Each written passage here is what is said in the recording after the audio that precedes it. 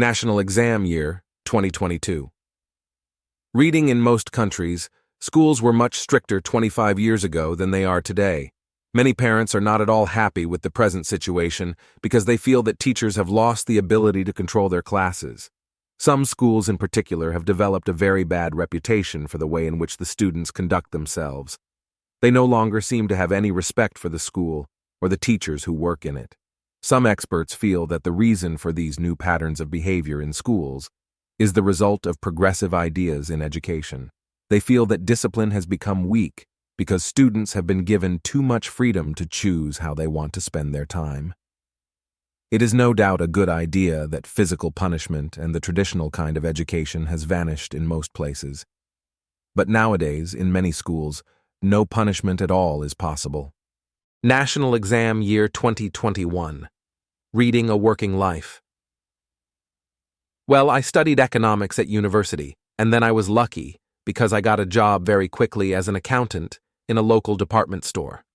It wasn't exactly what I wanted, but it was a very first job.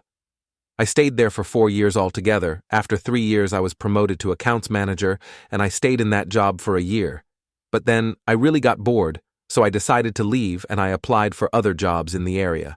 But I had no luck getting a second job at all, and I was very short of money, so in the end I had to get a job working as a waitress in a restaurant. Well, it wasn't very successful because I'm quite clumsy, you see? And I kept dropping things, so after a few weeks, they gave me the sack. And then, just by chance, an old friend who I was at university with was working in television, and he got me a job as a television researcher on a program called Business Today. And after a few months, really, they decided that they wanted a young presenters of program, and I got the job, and I love it. National Exam Year 2019. Reading opening of new sports center. The Champa Sports Center, which has been completely rebuilt, was reopened yesterday by the Minister of Sport.